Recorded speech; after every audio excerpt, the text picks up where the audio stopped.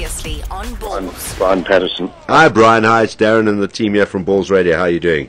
I'm well, Darren, yourself. All right, thank you. From ENS, which Simon immediately identified as Edward Nathan Sonnenberg, right? That's absolutely correct. There we go. Thank you for taking some time out to chat. I believe you've just finished with John.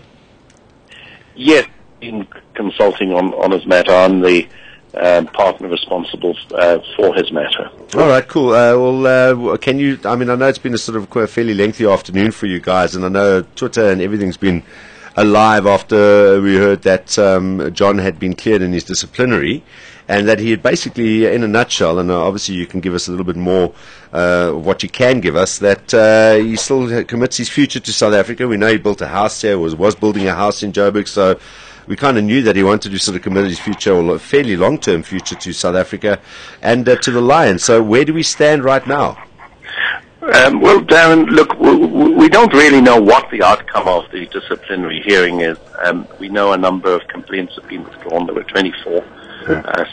Six were withdrawn.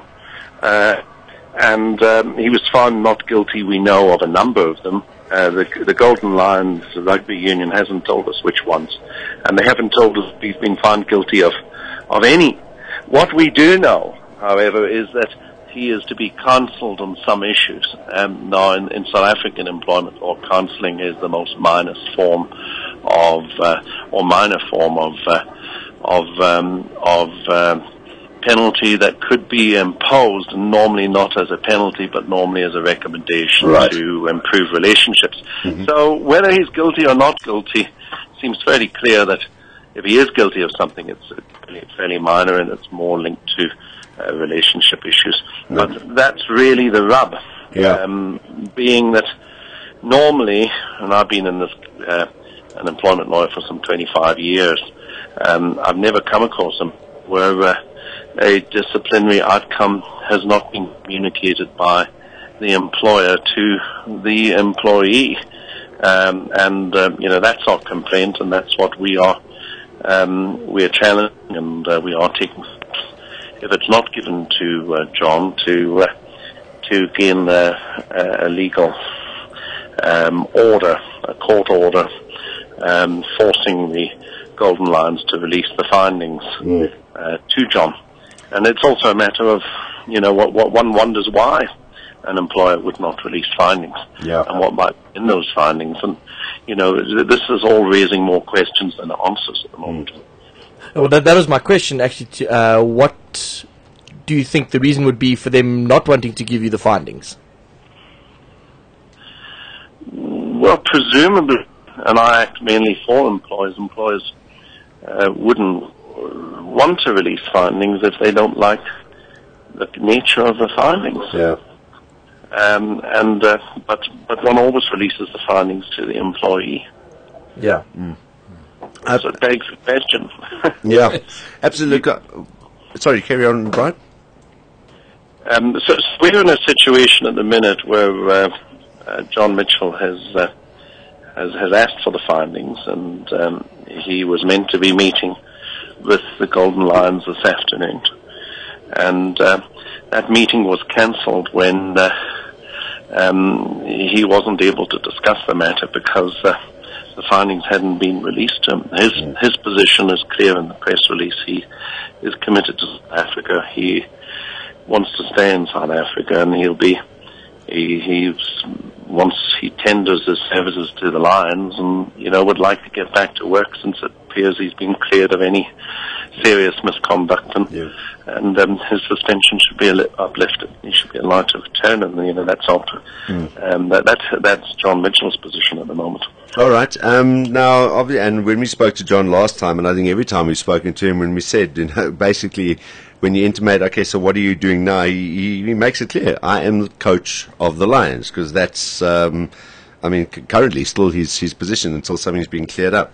And obviously there's a whole legal process that needs to go here, but just sort of standing back from it, when you have the standoff between a coach or former coach and the union and maybe the team, do you see a future where he could go back there, particularly with maybe some of the differences of opinion and stuff, that it's not going to be awkward and going to be a really difficult environment to sort of pick up where he left off?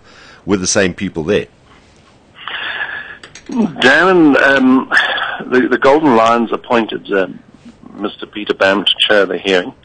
He is a highly respected employment lawyer, and he's made a finding, the exact nature of which hasn't been shared with us, and hopefully will be soon.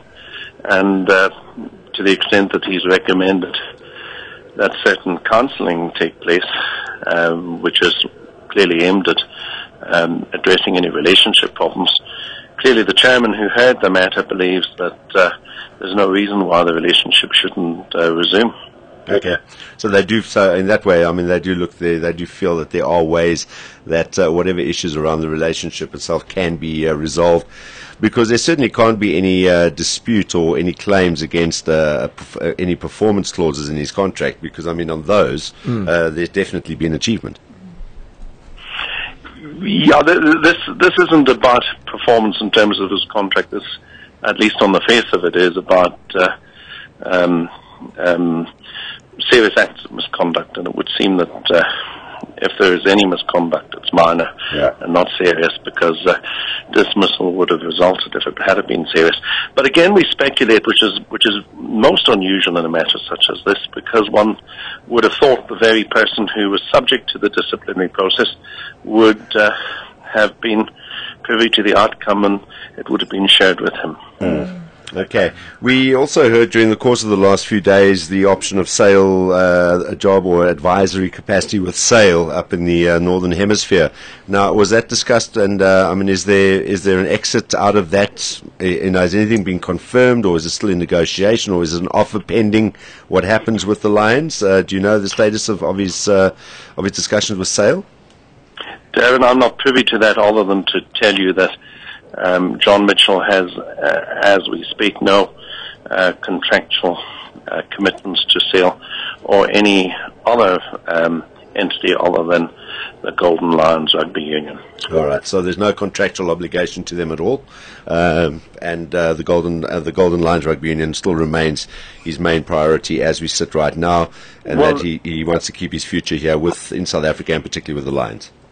I think he's said on a number of occasions he wants to remain in South Africa. Yeah. He's the head coach of the Lions, and he has tendered his services to the Lions. He's currently suspended pending the outcome of the hearing. The hearing has now made a finding of which we have not been privy to, but feel we ought to. And what's to happen next is in the realm of the Golden Lions. They must decide what to do, but one thing's for certain, Mitchell wants the findings, and he's determined to get them, and he believes he has a legal right to receive them. All right, cool. Well, look, as I think when someone is building a house in Joburg, I think that's pretty much a commitment as well as to exactly where you want to be. We appreciate you taking time, Brian, and obviously we're watching developments very closely as the days and weeks go on. Thank you for taking time out to chat to us on Balls Radio this afternoon. No, it's a great pleasure, and feel free to give us a call. Thank you, Brian. Bye-bye. Will do, Brian. Bye-bye. This is Balls Visual Radio. Darren, Simon, Kate and John. Weekdays from 3 p.m. to 6 p.m. Central African Time. Balls.co.za